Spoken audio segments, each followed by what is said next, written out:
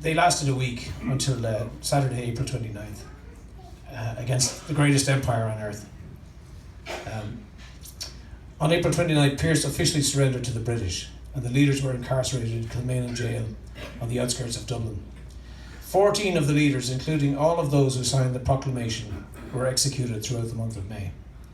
It was the brutal treatment of the rebels which transformed public opinion and sparked the resistance which culminated in the War of Independence in 1919, the subsequent Civil War, and the founding of the Irish Free State in 1922, consisting of 26 of the 32 counties of Ireland, along with the damning legacy of partition of the North from the South, which persists to this day. So the first of our readings is going to be from Catherine O'Sullivan, who's going to read a letter that Pádraig Pearse sent to his mother. And Pádraig Pearse and his brother Willie were both executed in Kilmainham jail. I'm going to give you a brief synopsis of Pádraig Pearse. Pádraig Pearse was born in Dublin in 1879. His father was English. His mother was from County Meath. He was an early supporter of the Irish language revival movement and founded St. Enda's School in Rathfarnham, where the Irish language and Irish history and culture were emphasised. Pearse was a pivotal figure in the Easter Rising and was the one who gave the general order to volunteers to turn out for manoeuvres on Easter Sunday, which was the signal for the Rising to begin. Pearse was often described as a visionary and a romantic. He believed that Irish freedom could only be achieved by a blood sacrifice. They didn't hope to succeed, they hoped to provide the blood sacrifice that would inspire future generations to succeed.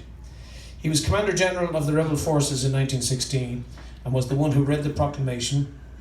It was also Pearse who officially surrendered to General Maxwell at the end of Easter week. Pearse and his brother Willie were both court-martialed and executed by firing squad at Kilmainham jail. Pearse himself, along with Thomas MacDonagh and Tom Clark, were the first of the leaders to be executed on May 3rd, 1916. And Catherine O'Sullivan is going to read a letter from Pádraig Pearse to his mother.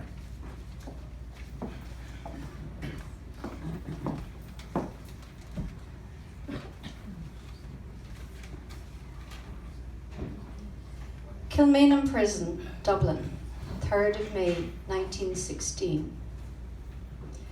My dearest mother, I have been hoping up to now that it would be possible for me to see you again, but it does not seem possible. Goodbye, dear, dear mother. Through you I say goodbye to Wow, MB, Willie, Miss Byrne, me Hall, Cousin Maggie, and everyone at St. Enda's. I hope and believe that Willie and the St. Enda's boys will be safe.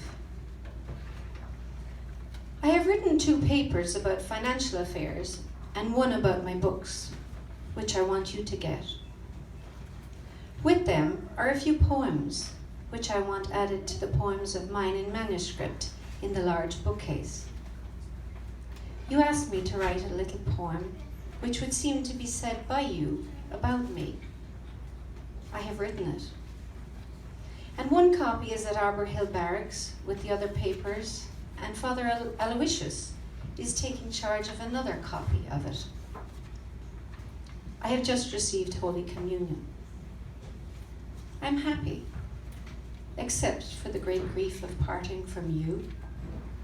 This is the death I should have asked for if God had given me the choice of all deaths. To die a soldier's death for Ireland and for freedom. We have done right. People will say hard things of us now, but later on they will praise us. Do not grieve for all this, but think of it as a sacrifice which God asked of me and of you. Goodbye again, dear, dear mother. May God bless you for your great love for me and for your great faith, and may He remember all that you have so bravely suffered. I hope soon to see Papa, and in a little while we shall all be together again. Wow, Willie, Mary Bridget, and Mother, goodbye.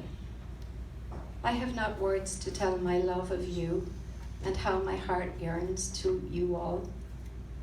I will call to you in my heart at the last moment. your son Pat.